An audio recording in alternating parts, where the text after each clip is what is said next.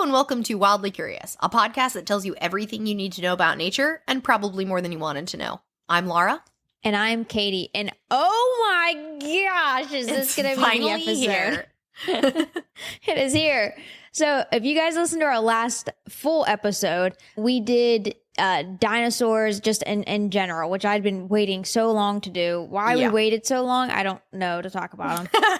But now we gave you guys a teaser then last week at the end of the Cosmic Critter episode for what this was going to be. And so today, this is another part of the series of the Could You series that we've done through all of the seasons.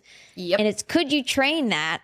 And we're talking about dinosaurs. What could you train that? So Laura and I are each going to talk about a dinosaur and then what we would/could train it for.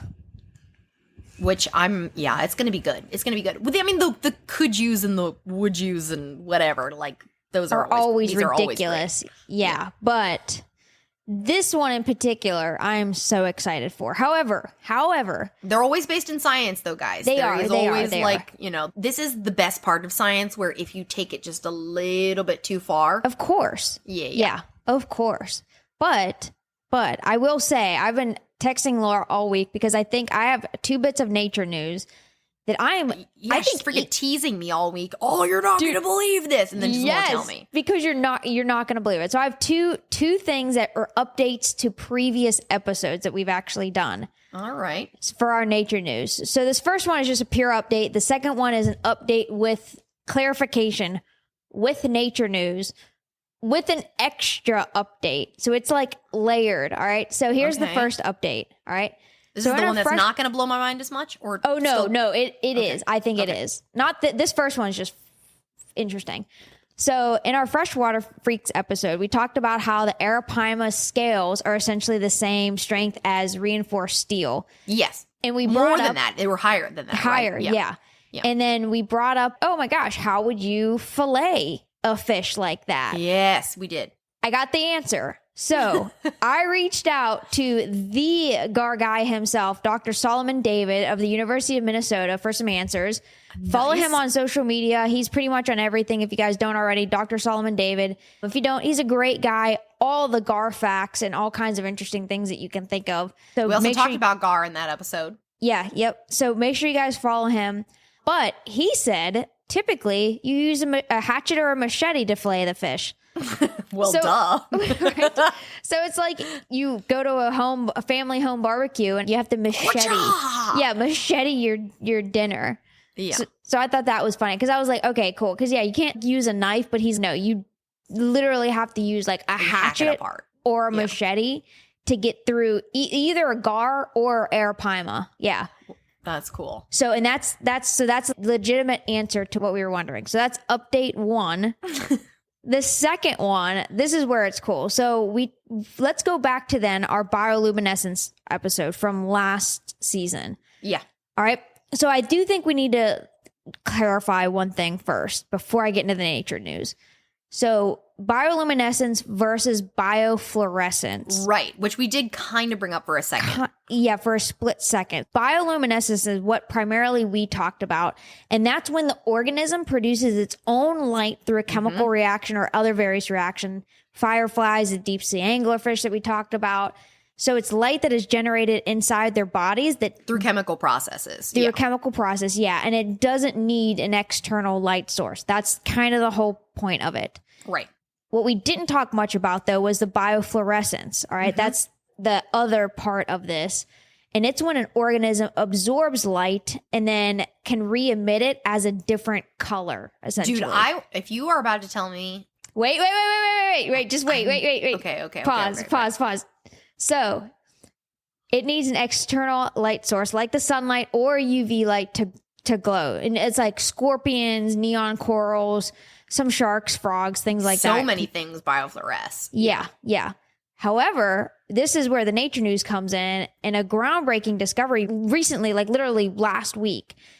Scientists, that's February of 2025, scientists have found that certain species of birds of paradise exhibit a unique form of biofluorescence. So in the Journal of the Royal Society Open Science, just literally, like I said last week, it was published that researchers examined prepared specimens housed at the American Museum of Natural History and found evidence of biofluorescence in 37 of 45 birds of paradise species. Wow. Which is a lot. So it's pretty much all of them do. So one of the researchers, Renee Martin, said that what they're doing, the birds are, is taking this UV color, which like they can't necessarily see. Yeah. And then they re-emit it at a wavelength that is actually visible to their eyes. So they obviously can't see that wavelength coming in, but they've evolved in such a way that they can then push like that color back out from their body, and it ends up being like a bright green or like a green yellow color. Ooh. Wait, is that no, because that's a different bird that does like puts up its and it's all black. Like it's all black, but with green. This is like, it. It has like okay. But we didn't know they glowed before. Yeah, we didn't know it. Yeah, we didn't know it because it definitely looks like green. Yeah, and so it talks about in that art or in this research and everything. That one that is the one that's really, really black with like the blue. Yes. That is like ultra black. No, it freaking lights up. Wow, and so that's cool. Right? And so to the bird, so they're taking in UV light. We can't see it, but whenever they export with the structures that they've got. Yeah. Whenever they send it off, they put it off in such a way that other birds of paradise can see it. Yeah. Which is fascinating. So it's literally just a neon sign of do me. Yes, exactly. No, that's literally what it is. Yeah. Literally what it is. That's really cool. Yeah.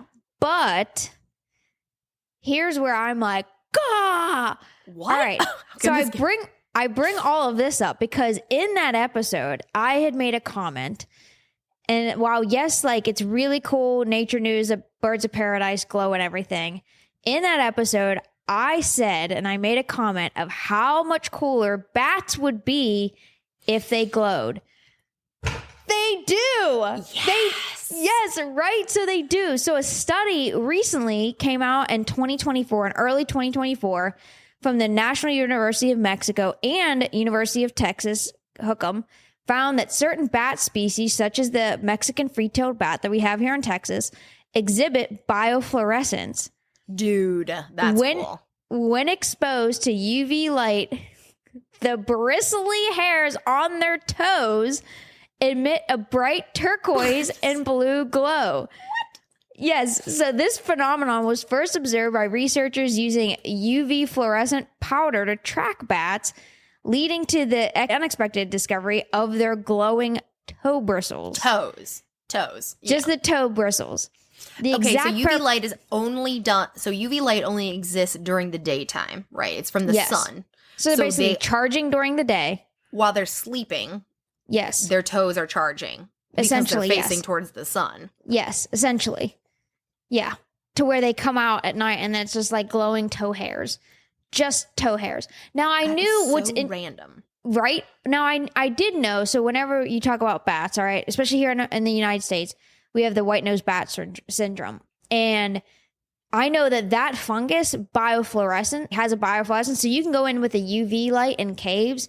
And if you see all their little heads, that's how a lot of scientists were being like, this population has white-nosed bat syndrome.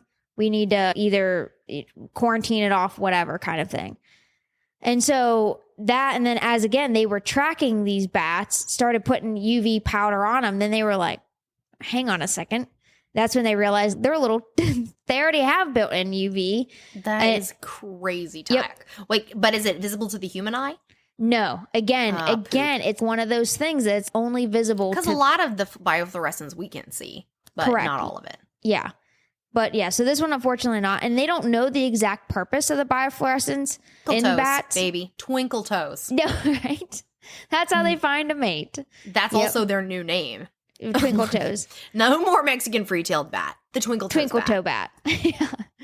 So scientists think that it may play a role, obviously, in some form of communication, because I guess that's just the default of, we don't know what else it's going to do. I guess it's going to be communicate, possibly aiding in mate attraction, social signaling of some sort.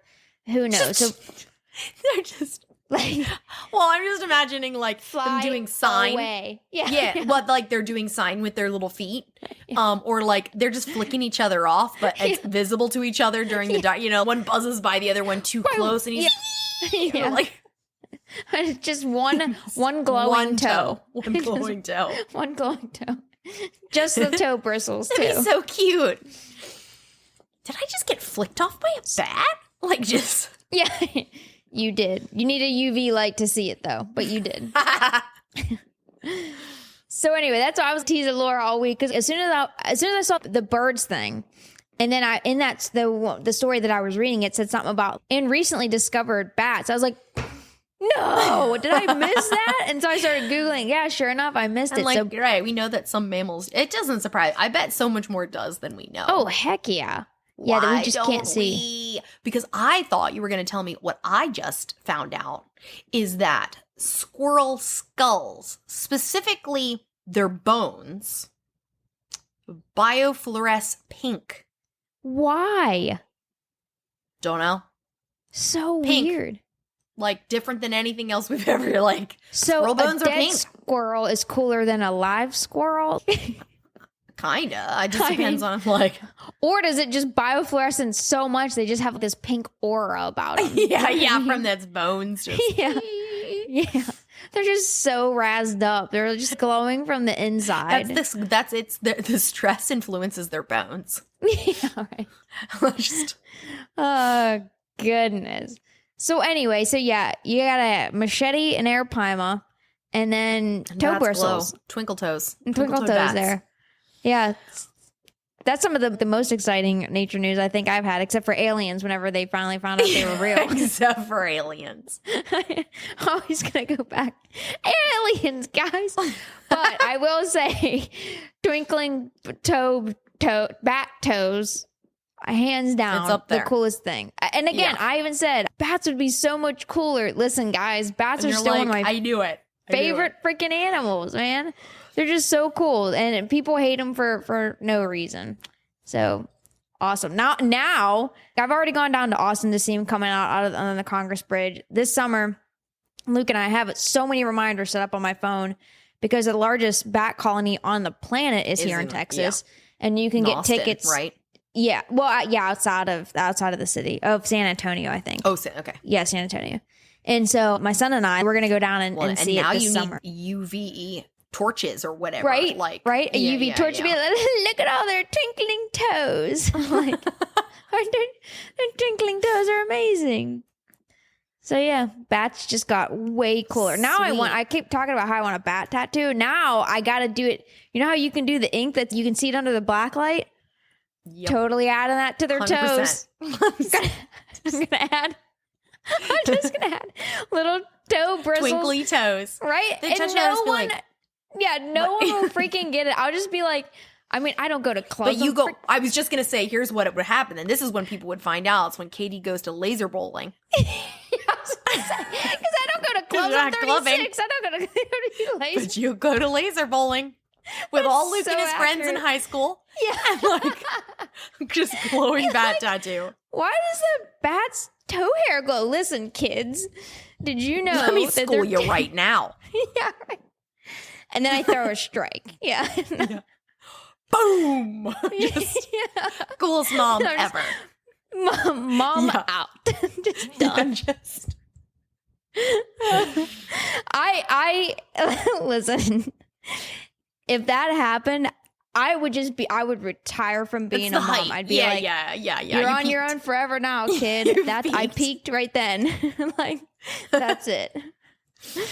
Oh, All right, we better get on to goodness. dinosaurs. Yeah, we need to talk dinosaurs. Because listen, as awesome as toe bristles are of toes, twinkle toes, bats are, gosh, I am so excited for this. So like we said, this is part of the could you whatever. We've had could you ride that, could you fight that, could you be that, could you measure it, all these could yous. Could you train that is now this one. And Laura and I, we each have 3 dinosaurs. We're going to say what the dinosaur is, what we could train them for, and then kind of break it down. We have a different variation of how we're gonna break it down here. Yeah, because So- we went into this one blind, guys. We don't know what each other have, and we didn't talk about the structure. We just said choose a dino, and what would they do and why. I'm so excited. Okay, I'm pretty excited too. I think you're gonna laugh. this is gonna be a good episode. All right. So the first one I'll go ahead and I'll start. So this is going to be the Compsognathus or the compies. However you say it. The compies. What? Taylor's failed us. Taylor. Compies. That's okay. That's okay. It's okay. I did say, I was like, because there's no way that we train them. That would be freaking crazy. Same thing. Yeah. All right. Commonly known as compies. If you guys think reference here, the third Jurassic Park movie, and then, the third one at the beginning. When they eat the toddler. Then when they eat the toddler. And then later on, they end up following the kid with Dr. Grant and the van and stuff like that. You're like, oh, compies. They're super, super tiny. They're very agile theropod dinosaurs that lived during the late Jurassic period, so around 150 million years ago. These dinosaurs are roughly the size of a turkey, if not a little bit smaller, measuring no more than about 3 feet or 1 meter in length, and weighing only about 6 pounds. Despite their small size, they are remarkably fast and nimble, making them one of the more agile dinosaurs of their time. Their fossils suggest that compies were definitely social animals, often found in groups and likely ran in packs. They are believed to have been scavengers and probably also hunters of small animals, feeding on a diet that included insects, small vertebrates, possibly plant materials if they needed to.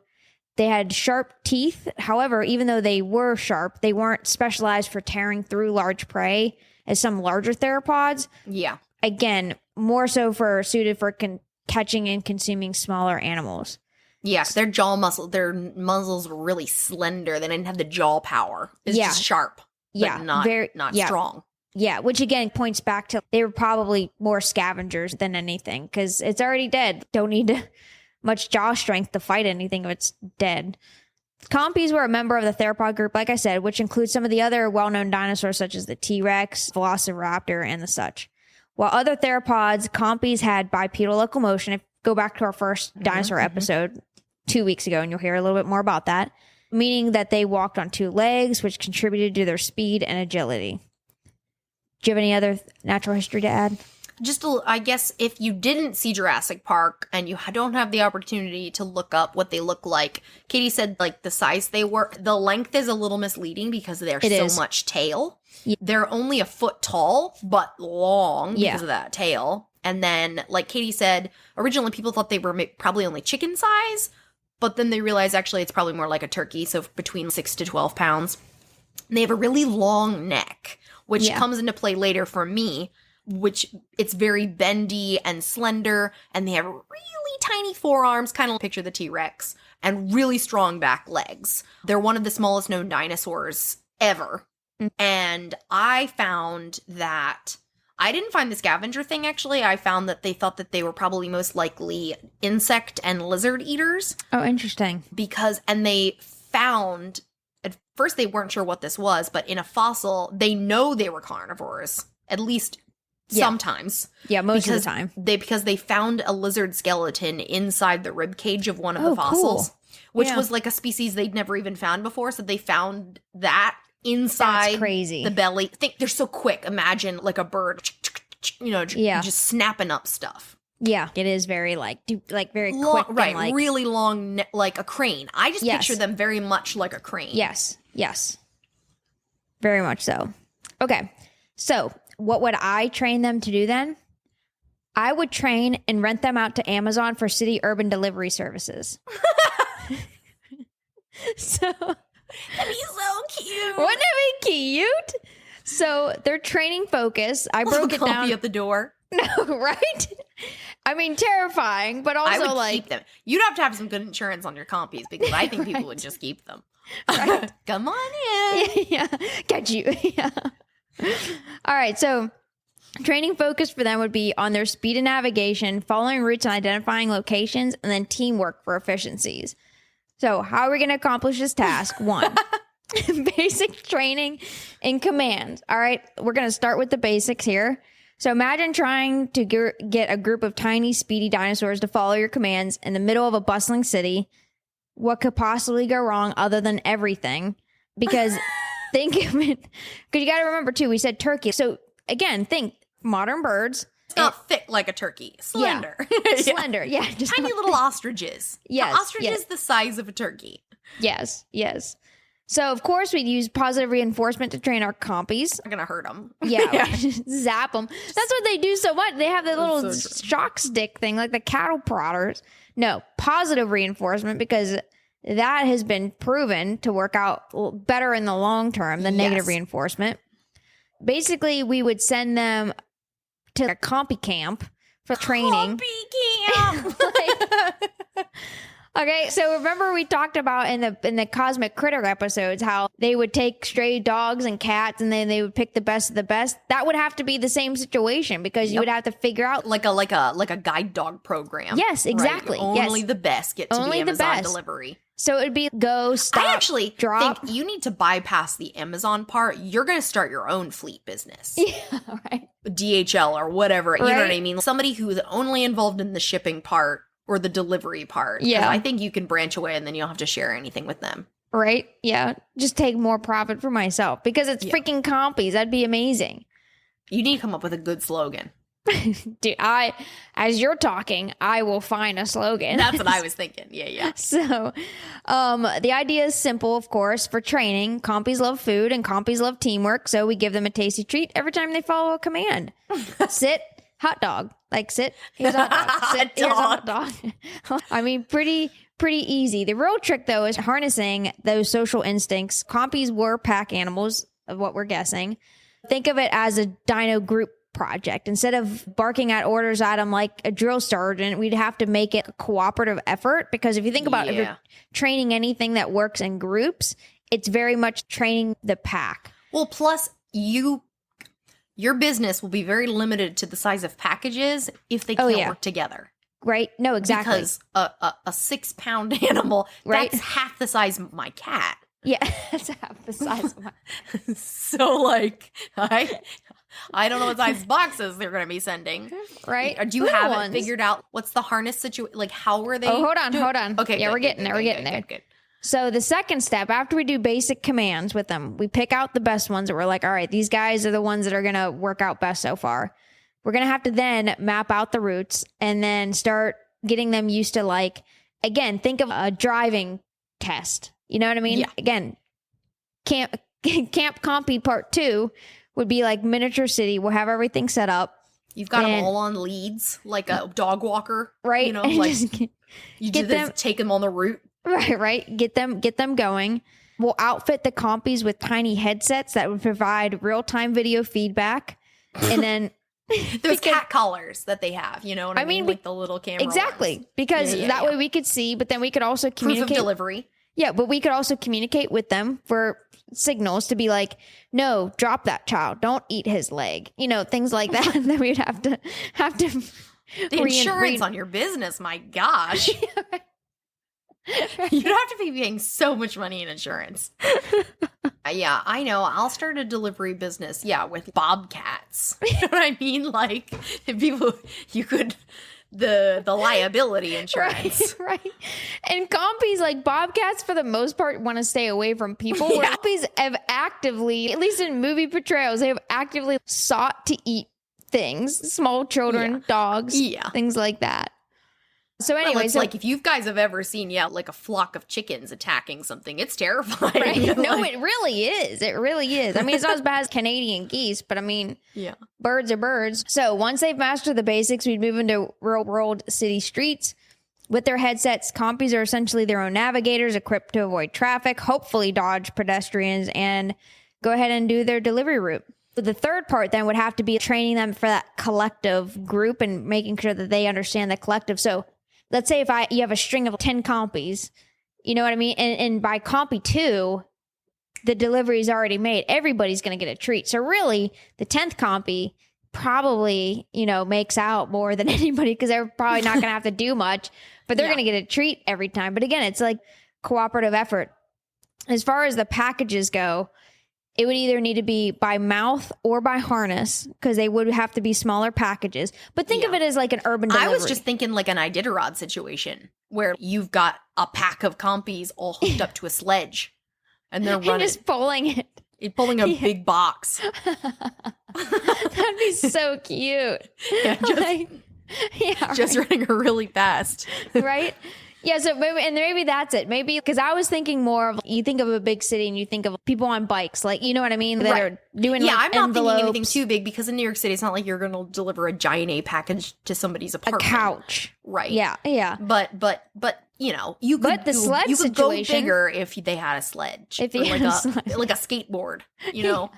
Like how for a compies, it doesn't even need to be big, just like skateboard size, like with wheels, something with wheels. Yeah. Yes, that they could just pull. Either that, or some type of. I just pictured, you know, they have those things for dogs that lose their legs, right? Okay, no, listen, reverse it. So essentially, they have a dolly under their tiny little arms, and they're just pushing a dolly really fast.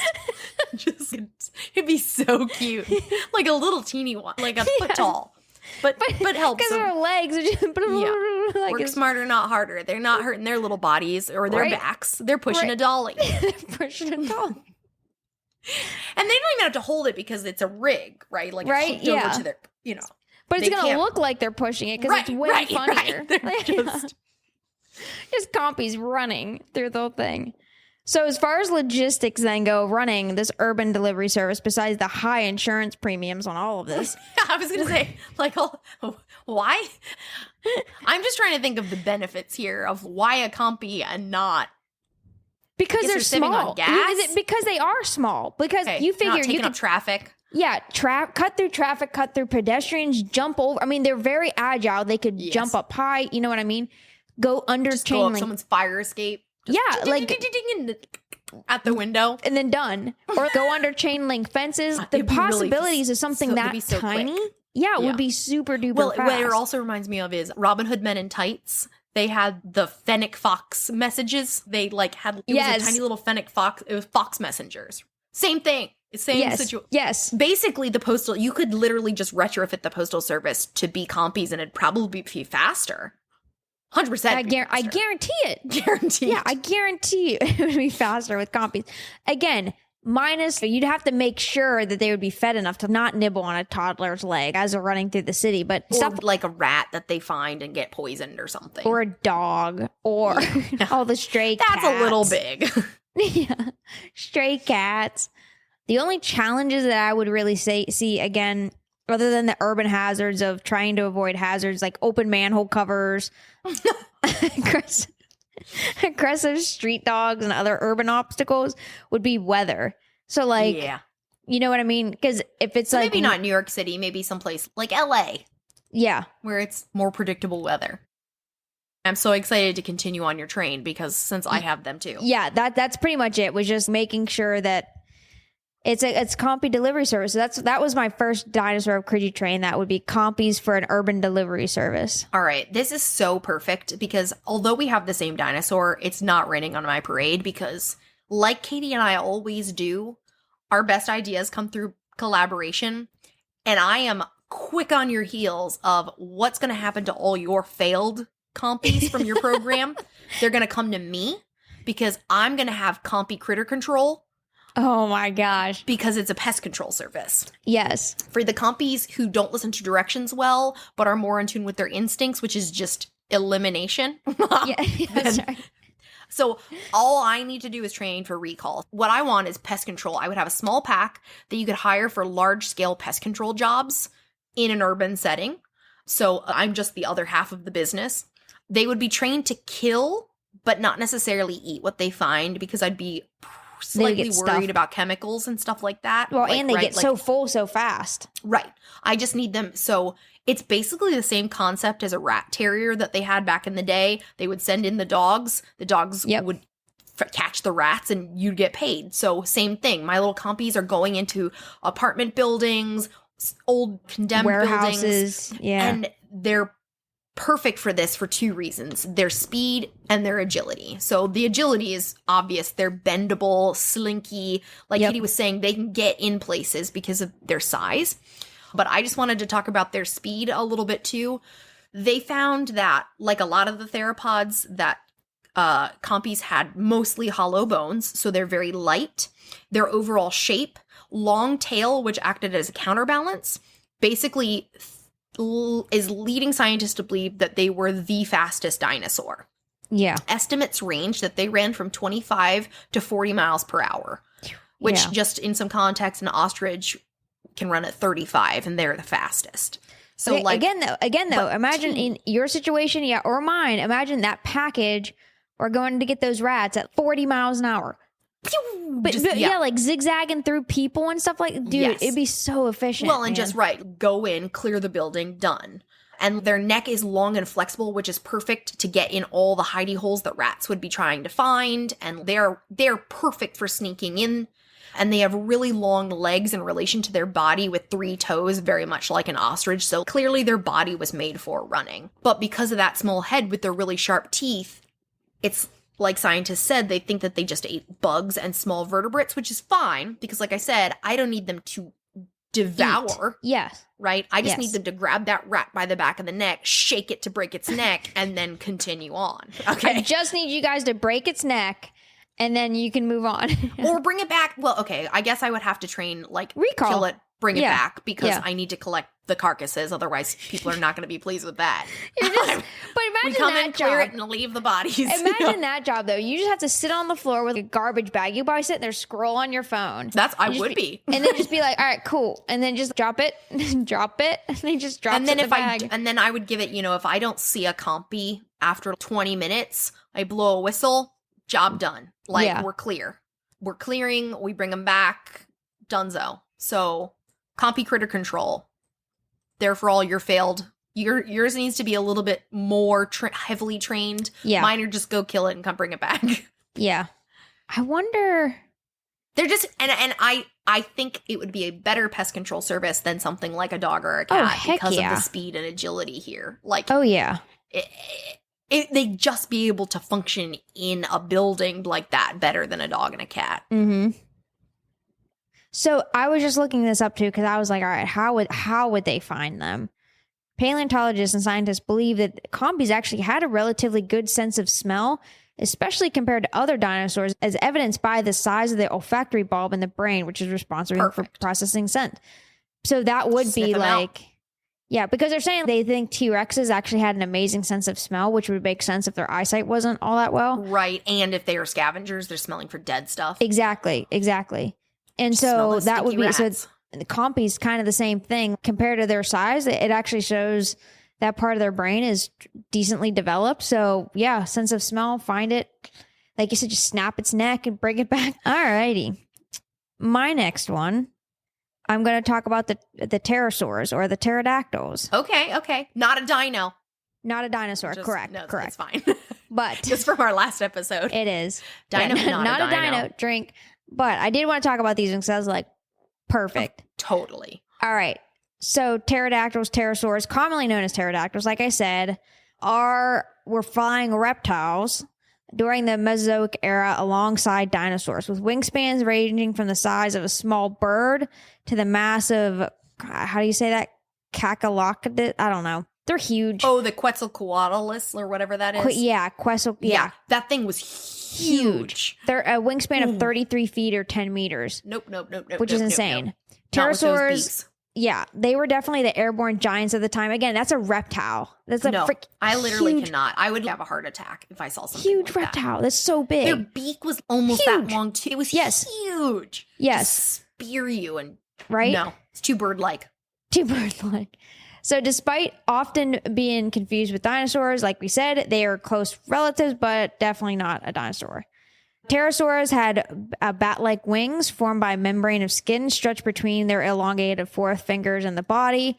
They were excellent flyers, capable of gliding and soaring for long distances, which would make them the perfect candidates for me training them to be a flying drone show replacement.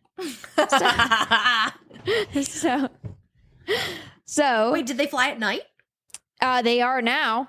Oh, okay. So whether they want to or not, yeah. I just trained freaking compies to do an urban delivery service, Laura. We're not talking about practicalities here. So again, we're not training these guys to deliver packages. Could you imagine a dinosaur? Also, air delivery, yeah. It's just the stork situation, right? They're dropping babies. Just 3-foot wingspan, just reptile dropping off your baby. It's like an aircraft carrier, but it's a reptile. Just open up and unload them. Forget coming home from the hospital and all the hazards of driving in a car. Trust us with our reptiles with your new baby. That would be so 33-foot wingspan. Just they can carry 2 at a time. Twins is not a problem. Quadruplets, freak! Like, God, they can carry. He can carry so many babies. Like, that's another unit of measurement. How many babies a pterosaur can carry? So many. So many babies. Sorry, drone shows, not baby delivery. Drone. He thought the insurance was bad for the compies. You can't even imagine the pterosaurs. You don't even know what's coming. You don't even know what's coming. My whole thing shows that I hate insurance companies, essentially. So this time, again, they're not delivering packages. They're focusing on their true aerial potential, which is creating spectacular drone shows. So imagine thousands of pterosaurs flying in intricate formations in the night sky with dazzling synchronized displays, like lit up and everything. You are forcing a daytime animal to go out completely blind, covered in lights. Like, just the amount of training required so they didn't all crash and die. But imagine how amazing it would be. You would have gone through so many pterosaurs to get to that point. Like, space exploration all over again. Right? Listen, there was pterosaurs that they crawled before you could walk. You know, like, oh, goodness. The carnage. You got to start somewhere. I mean, we start with cats, in space, and then I know. You'll just buy them like night vision goggles. Strap them on their little faces. I don't even know how good their vision really is, like, because we don't really know. Surely in daytime, probably. Hold on, wait. Let's look this up. Hold on, wait. I'm sure they have no idea. How would you ever tell such a thing from the anatomy? I don't think. Fossil. Probably just most educated guesses. I just can't think of a reptile like a flying in the nighttime. I mean, some animals. So it actually does say some pterosaurs were nocturnal, including the Anergothanid pterosaur and the Perfect. That's the ones you're using then. So there you go. But let's see how big those two were. I feel like you need medium sized or small. Yeah, it says that they were a little bit bigger than modern birds. That's not really a... Well, you could have thousands then in there. Yeah, thousands of... I mean, you have thousands of drones. So, first task then would be aerial coordination. Second task would be getting them used to the lighting and effects. My gosh, yeah. You quickly find out whether or not they were subject to seizures. Yeah, right. So training pterosaurs for this task would involve a combination of positive reinforcement and repetition, of course. Again, think of training a pigeon today. Obviously a little more complex than that. But imagine flying a pigeon at night. The training that would have to go into that. It would be interesting. So start with simple formations. Begin with easy, slow-moving formation like loops and zigzags, and gradually build up to more complex patterns like swirling spirals and interlocking shapes. We would use sound cues using like different auditory cues that we can train the pterosaurs to fly in sync with music, or lighting cues similar to how drone shows work today. So, okay, again, think of the best movie composer ever, John Williams, right? Yeah. He's done the Star Wars, the Jurassic Parks, like so much. Yes. So imagine that soundtrack, but it's pterosaurs lit up, flying through the sky. A bunch of little Petries is all I'm picturing. Right? Would be amazing. So it'd be amazing. And so cool. So the logistics of it, obviously scale of operation. Once we've perfected the training, we can scale up operations for massive shows, depending on how well they do. So much more environmentally friendly. Right? Yeah, way better. So imagine citywide drone shows replaced with pterosaur performance during major events or celebrations. training management, and of course, safety protocols, because we need probably some safety barriers to ensure they don't crash into the audience or other performance. But again, think of the things that happen in drone shows nowadays. They've had some pretty big instances recently. Oh, for sure. That have happened. So yeah, so again, some challenges that we would face, weather conditions again. But again, you would still face the weather conditions with the drone show. Yeah. And then again, I did bring up the nighttime flying that primarily that's no longer a problem. Yeah, we're gonna bypass that. But then again, safeties, make sure that they're well rested and well fed so they don't get distracted mid performance and give into their natural hunting instincts and take off a small child or Katy size adult. So Katy just assumes that all dinosaurs eat humans. I mean, eventually I'm sure they would get used to it, but a lot of the pterosaurs they're reptiles. They're going to be being like snack, bite size. Yeah. So yeah, pterosaurs. That's amazing. Drone show. That would be a really cool drone show. I've never even seen a drone show. They have some around DFW here quite a bit. They're pretty cool. That's cool. They definitely are way more environmentally friendly than the fireworks, even though I do love fireworks so much. Me too, yeah. All right. Next one. So this one was inspired by, there is a book. I can't believe you won't know this. And do you remember this is a whole series of books called Dinotopia? Oh, yeah. Okay. If you guys, listeners out there, if you have not ever read a Dinotopia book or looked at really, because it's art, you must go out right now. And it is incredible artwork. Yeah. And it is geared towards children, but anyone can enjoy it. And it's just like this episode where it's take science, but then take it to the next level. Like, what if dinosaurs lived alongside of people? Yeah. Which it's so, and the art is just incredible. Yeah. So I was looking at that book trying to get some inspiration, and I found the job that I wanted, and then I was like, okay, I just got to find the perfect dinosaur for this job. Here comes the dinosaur to you. Okay. This dinosaur is called Psittacosaurus. Oh, yeah. I know this one. lujatonense. Yep. So Psittacosaurus lujatonense. Psittacosaurus is one of the parrot lizards. Mm-hmm. And that genre, the genus, is one of the best known dino genre, with hundreds of individuals found in different life stages, some with skin. I mean, they know everything about Psittacosaurus dinosaurs. They've just found so many. So they were a type of ceratopsin, which is the same thing as a triceratops, but instead of the 4 legs, horns, this is before they ever existed, because these are from the early Cretaceous, mostly probably modern day Eastern Asia. They were bipedal, so they stood upright on 2 legs.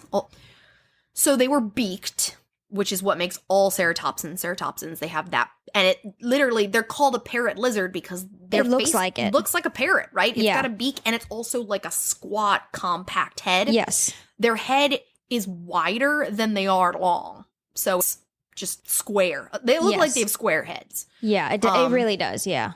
And then they had flared cheekbones. So you just have to look up a picture of this, listeners. It's a weird looking dinosaur. It's And if you guys go to YouTube, I'll put these pictures of the dinosaurs as we're talking and doing the video. Search up the Wildly Curious podcast on YouTube, and then you'll see the video of Laura and I talking, and I'll go ahead and I'll put up all the videos for these two. So they were somewhere around, so there's a lot of different species of Psittacosaurus. I'm specifically focusing on lujatonense, but in general, this species was around 6.5 feet long and maybe around 3 feet tall. So not a very big dinosaur. Okay, yeah. Which is good for what I want. And there is wide speculation of how much this dinosaur weighed, but most of what I found said probably around 40 pounds. Okay. So we're talking medium-sized to large dog. Okay, yeah. They may have had bristles on the upper side of their tail, as that was found on a fossil, but they don't know if it was bristles or if it was like webbing in between. Something was on its tail. Okay, yeah, because that's the picture I've seen of all of them, and it has that webbing. It's almost like a tiny fan. Yeah, like it has that sail, but it's like just on the tail, which is... Just the tail. The tail. But some people were like, or maybe it was like porcupine bristle, like who knows? It's some kind of bristle structure. Yeah. And small forelimbs, not as small as the compy, more sturdy. They could grasp things with those hands and hold on to them to eat, but only scratch their tummy and not, they actually couldn't reach their own mouth with their hand. Yeah. So pretty limited. Yeah. So, like I said, a lot is known about this type of dinosaur. Their brain is actually pretty well known, and they're thought to have an EQ, not to be confused with IQ, but an EQ score about the same as a T-Rex, which is only slightly lower than a modern bird. And that's a lot higher than Triceratops. Right? Yeah. So Triceratops were pretty dumb. Yeah. But these guys were like fairly intelligent. They were herbivores, no teeth, just sliced with their beaks. And they actually had stones in either their stomach or gizzard, but since they never found internal organs, they don't know which. Yeah. Like a bird to help Yeah. grind those food. Yeah. And because of the shape of the beak and those stones leads them to think that they were probably a seed and nut eater. Like a Yeah, parrot. which would make sense. Yeah. Yeah. They've also found that they were quadrupedal as babies. And they know that because of the length of bones. Huh. And then eventually became upright as adults, which is really interesting and weird. Yeah. But they were Yeah, it's like us, right? We are quadrupedal as babies. Yeah, but our arms don't get such significantly shorter because we're just like, we don't really need these as Yeah. we get older. Like, Well, it's only not to scratch that, our it's bellies. apparently that what they found in these juveniles that they found is that the arms and the legs grow at the same rate for a while, and then all of a sudden their arms stop growing and their legs grow rapidly. Interesting. So it's just like a yeah, right? I don't so know. bizarre. And they're shown to be, they believe that there's been lots of evidence to show that they were likely gregarious, meaning they were in groups. Juveniles have been found in groups of different ages. So probably like a colonial nest situation. Yeah. Yeah. Yeah. All right. Knowing all of that, what would I have them do? I would have them be nanny dinosaurs. Oh my gosh. I am looking for any excuse to not have to watch. Right? I love her. But it'd be great to be able to send her in the backyard when I can go do some laundry, right? Right. Right. That's why Give this her to dinosaur comes in. Give her to Psittacosaurus. Yeah. So I would train a young adult. Okay, we'd start with young adults, not babies, young adults to act as a nanny for young children. We would have they would prevent a toddler from leaving the yard, protect them from danger, keep them away from dangerous objects, and alert an adult to strangers and any other needs. Like just make an alarm call if a toddler has a need that's not being Laura, met. what I think you just need is a border collie. Yeah, I think. well, they were basically like that. Yeah. Yeah, you need to get what you're looking for now is just a border collie. I want a herding something- dog. Well, and I think that my goal for this is it's basically a combination between a donkey, because donkeys do this for kids. Yeah, they do. They do. They definitely do. And guide dogs. What turns me away from the whole herding dogs are meant to herd. And nip and actively. I want a passive nanny until they're needed, and then they step in, right? Like they're nanny. eating their seeds, keeping an eye on the kids. Something goes down, they're ready for it. Yeah.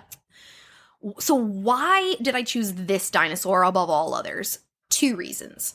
1, size. I don't want anything. It's not a huge dinosaur. No, it's really the perfect size to be able to keep it inside your house or outside. But the main reason I chose it is because there is evidence of post-hatching care. Oh, interesting. Okay. So Maiasaur gets all the credit as the good mother dinosaur, which they were. Yeah. But there is no evidence to show that they ever cared for anyone else's young, just their own. Okay. I need a dinosaur that would care for young other than their own. Yeah. Okay. So back in the early 2000s, they found a bone bed, and most of these dinosaurs are found, like I said, in modern day Eastern Asia, specifically in China, which is what this dinosaur is named after, the bone bed that they found it in. So they found a bed of juveniles and one older Psittacosaurus skeleton. Okay. So that at that time they were like, oh, look, another parent dinosaur. Evidence of parental care. That's great. Yeah. Fast forward 14 years. So in 2014, somebody was like, we know a lot about these dinosaurs now. We have seen them at all different life stages. They think that this is not the case. They think that the adult was actually a babysitter and not a parent. And here's why. Because the adult was young. They actually you can look it up online. They know the size and ratio of ages from hatchling to 11. Like, they've got the whole spectrum. Yeah. There's the whole thing. So this adult was probably only 4 to 5 years old. And through tons of past research and examination of the life cycle of this dinosaur, they found that they probably didn't start reproducing until they were 8 or 9 years old. Okay. So it's not a parent, it's a helper. Yeah.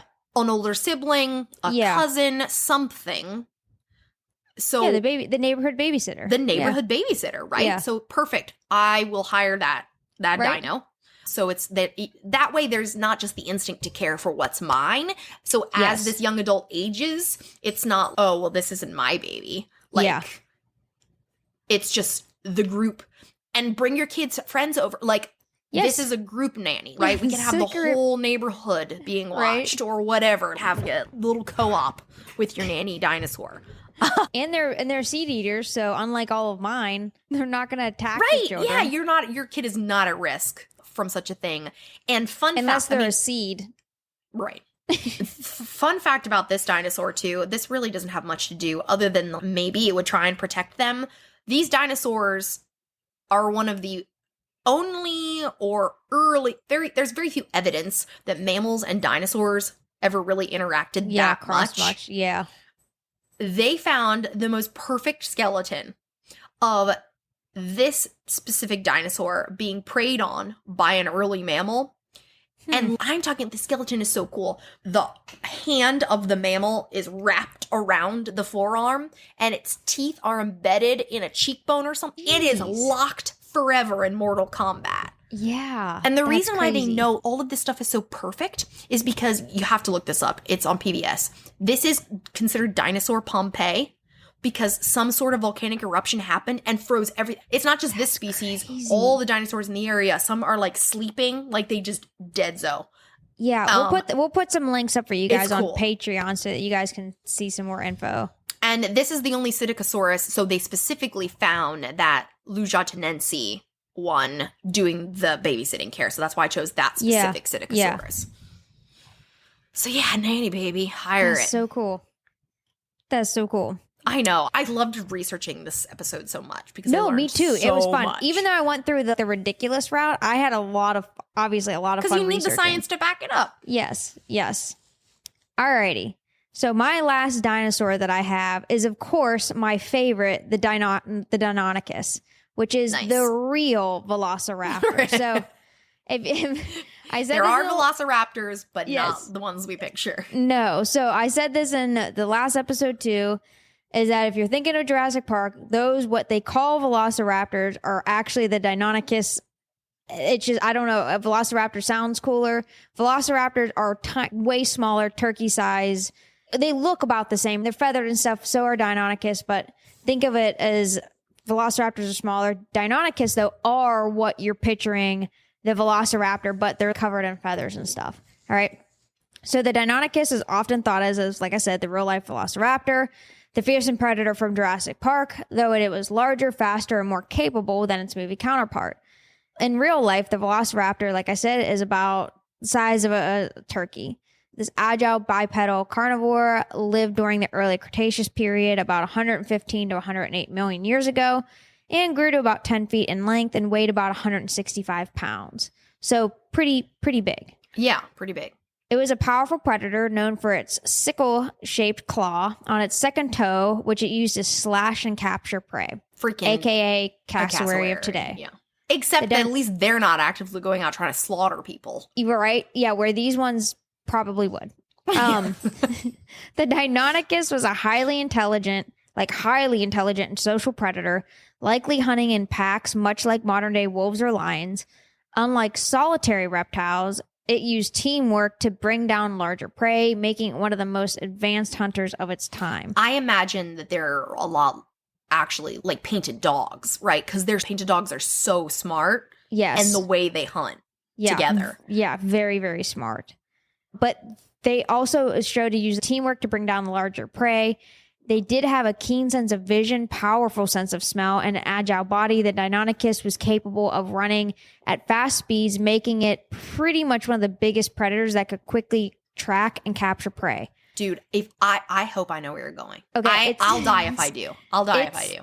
Its large brain and advanced sensory systems, including the binocular vision and a strong sense of smell set it apart from many other dinosaurs, making it more akin to modern birds than the slow, lumbering creatures once thought to dominate the Mesozoic landscape. Deinonychus' agility, intelligent, social hunting strategies make it an ideal candidate for what I would train it for, and that is the intense field of search and rescue operations. Oh, it's close. It's close to what I thought you were gonna do, but not What were quite. What were you thinking? It's gonna come up with mine. Okay. All right.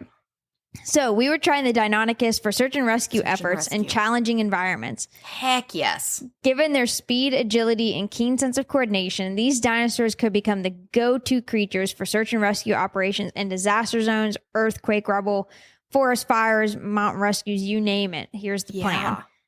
Tracking. First task 1 is tracking and locating victims, navigating debris, and then 3 is the victim recovery and transport, because they're pretty big. Yeah. So how we train them? I mean, you guys like you could in the Jurassic Park. Like, can they be ridden? Do you think? I guess it's probably like an ostrich, right? Yeah. And now they're 165 pounds, 10 feet long. I mean, got to be able to somewhat ride them at least. So just like everything else, and you guys have seen Jurassic World, maybe it's not Chris Pratt level of training, Blue and everything like that. But again, positive reinforcement, social bonding, scent-based tasks would definitely be it. Pretty much like you would train an avalanche dog or something like that. Think of it that way. Yeah. You start with scent and sound training. Well, you start with scent tracking, using familiar scents or scent trails from volunteers, human scents, for example. The Deinonychus would learn to follow a path, honing their natural ability to track down a target. We'll use food rewards to incentivize the successful scent detection, making it pretty much just like a tracking dog.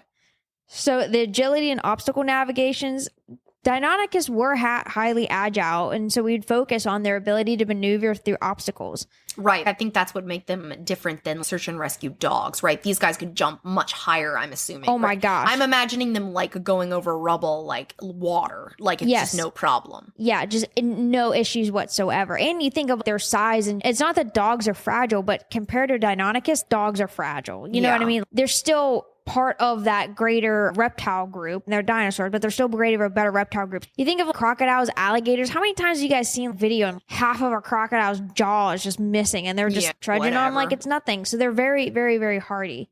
And like those claws could help grip, you know, like or slice through rubble or all kinds of things. So again, just like with the compies, we would definitely do cooperative team training. Because search and rescue often requires teamwork, we could train them to work with human handlers or other rescue animals, like a pack of Deinonychus. Oh, geez. Yeah. And then the dogs just all get eaten. Right. You're like, oh, sorry. So we would ensure that they would have to follow commands or ensure that they work in sync with human teams, whether it's a search team or a coordinated search effort. For rescue protocols, like for victims, we would start by teaching them how to gently carry small objects, which would simulate lifting injured people. Their natural instincts to use their claws to capture would be trained to handle objects delicately, ensuring that they can transport victims without harm. Can you imagine? I'm just picturing myself. Let's say I'm lost. My car has driven off into the mountains. It's upside down. And all of a sudden I'm like, I'm going to die. And I'm grateful to be being rescued, but I look out the window of my car and it's that Deinonychus, and then it smashes open my window and uses its toe knife to slit my seatbelt. Right. I would be like, like, I don't know. It'd be pretty close to almost being worse than like, right. Oh, I'm about to be eviscerated. I thought I was going to just die from being hanging upside down. Yeah, just be like, never mind. Know what? Just go. Just leave. I'm good. I'll figure this out myself. That's literally, I've seen 5 minutes of the Paw Patrol movie, but that's literally the first 5 minutes of the Paw Patrol movie is some guy is dangling off a bridge in his semi and one of the dogs comes down to save him and he's, no thanks, you're a dog. I don't know. Again, it would be one of these things where if I was in that situation, I think I'd be like, F yes. If I'm going to die anyways, might as well go out by Deinonychus, my favorite dinosaur. Yeah. Maybe not ripped to shreds like they do in the movies and stuff, but slow, painful death, sit upside down in a car, I'll take my chances with the Deinonychus.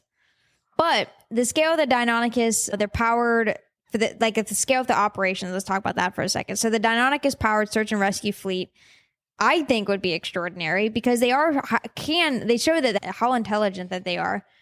I think that it could be, you could scale it up to whatever you need it to. If it is avalanche, if it is whatever. The cold, do we think? Let me look here. They're probably, like we were talking about before, they could have been, whatever it is, not cold or warm-blooded. What is it? Cool-blooded or whatever they call it? Meso, whatever it is. Yeah, mesothermic. Yeah, so maybe they could handle some snow for short periods of time. Yeah, it says primarily they think that they lived in subtropical and not in super cold climates. But again, just like anything else, you can train it. Give it like a little thermal vest. You can get through. Oh yeah. Maybe if they wore like a heat vest. I was gonna say, because if they were cold blooded, then a vest would do nothing. But unless it was a heated one, yeah. A little puffy Cotopaxi vest. They got a little hood with the fur. Yeah, right. So again, though, each Deinonychus would have to wear a GPS collar, be equipped with communication devices, just like we would for the compies, ensuring that we could track their movements. And a self-destruct button, so that if stuff started going really wrong. Just like, okay. Your face. Okay. Let's just not explain this one. And done. Eliminated. But again, though, being able to send them into, think of like the hazmat of huge disaster zones and stuff, asbestos, all that stuff that comes up, send the dinosaurs in. Also, the atmosphere was different then too, and the radiation. Maybe they'd be fine with a little bit more radiation than people. Yeah.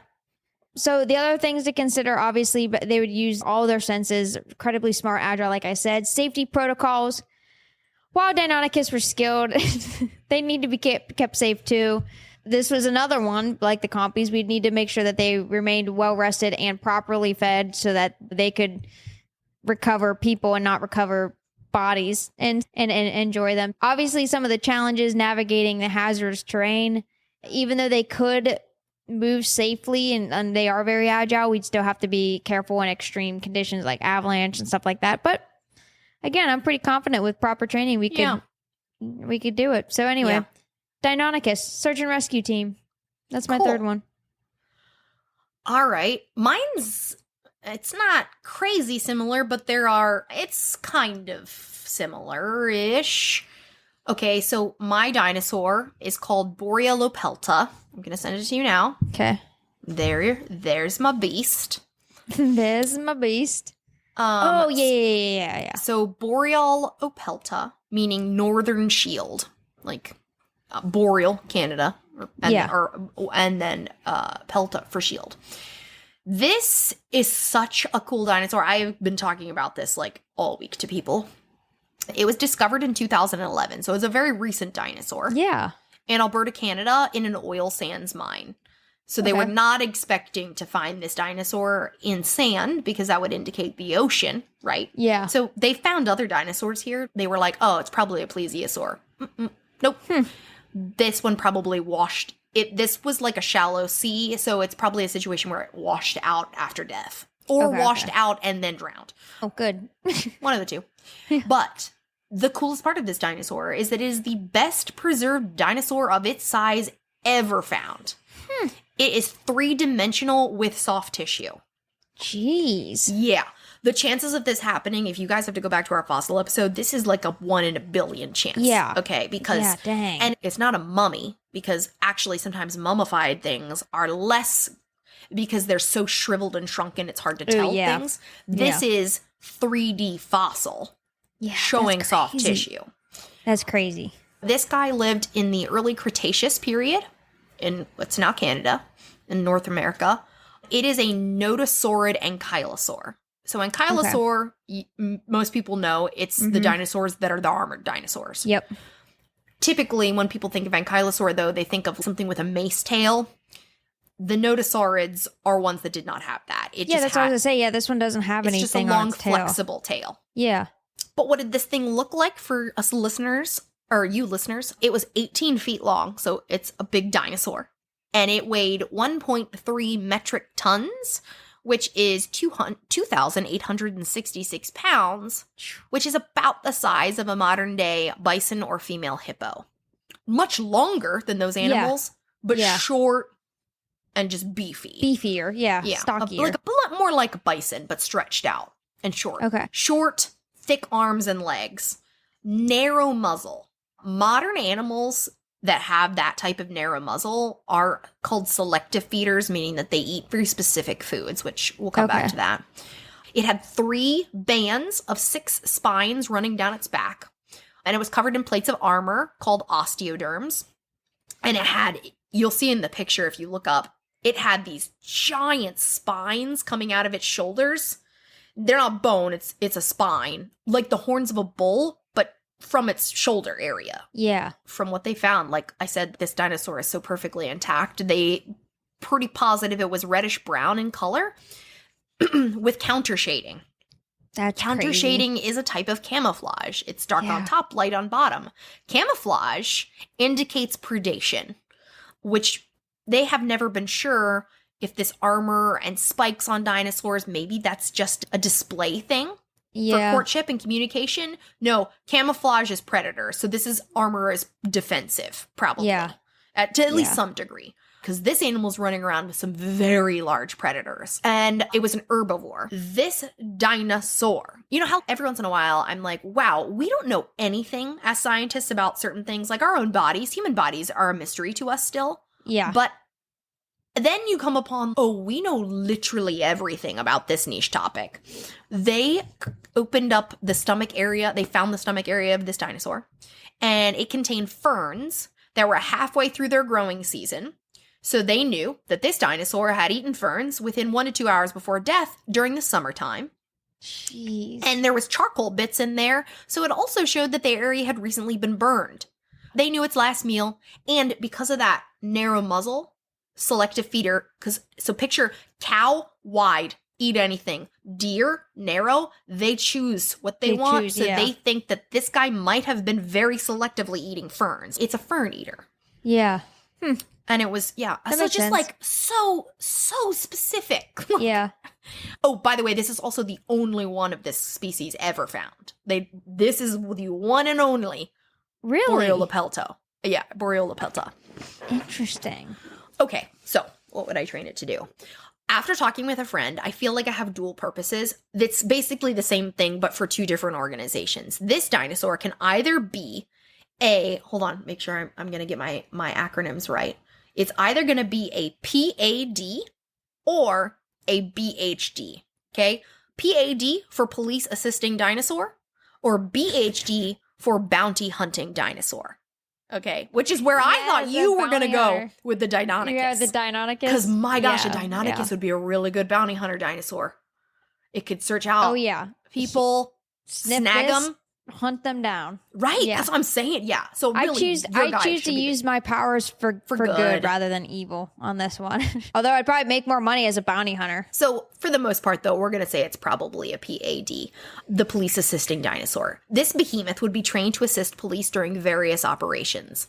It could help stop a car during a chase, ram a vehicle with these giant spikes. Could you imagine hitting that, though, with your car? You're like, I'm going to get away. I'm going to get away. Wow. Yeah, into the shoulder, because I'm going to have it stand sideways 18 feet long. And that shoulder spike that's coming out like 2 feet just straight through the grill, like, stop. Talk about a way worse of a spike strip than what we used to do. Yeah, that's what I'm saying. And they can carry heavy equipment because they're so big and strong, and they can smash doors. So why this specific dinosaur? And not any old ankylosaur, because they could all pretty much do the job. Strong. They all are. I'm going to say, so I do regret that this guy doesn't have a mace tail, because I think that'd be a little bit cooler, but we could certainly fit him with tail accessories to aid in different operations. All right? You would just create some sort of harness that had just accessorize him. It's fine. Steel balls on it. For smashing, it could have spike, whatever you need it to do, your operation, you fit it with the tail accessory. Yeah, accessorize them, it's good. But the reason why I specifically chose this one is because of the armored plates. Now, we know that all ankylosaurs had these armored plates, but because we find fossils, not soft tissue, all we find is the bone. We extrapolate, probably they've been covered in keratin, right? It would be weird if it was like a just straight bone, like a deer antler. Yeah. But it could be, it could have been. We never know until this dinosaur. This one it's covered in armor like an armadillo, besides the belly. So it's got the plates all along the back and all along the sides. This is such a niche job, but so cool. I want to talk to somebody who is a biomechanical paleontologist. Oh, that'd be cool. Such a cool job. So somebody basically who just figures out how dinosaurs worked at the physics of it. So a biomechanical paleontologist at UCLA said, and I'm going to quote this thing could tank an F-150 going at speed. Okay. Quote, all right? Here's how they know that. Yeah.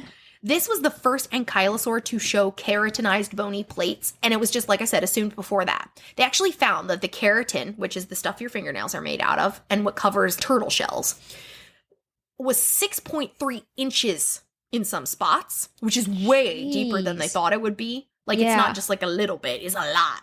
Yeah. So then, of course, they were like, all right, well, let's test these things like the Arapaima scales, right? What can these puppies take? So they calculated the force that these plates could withstand.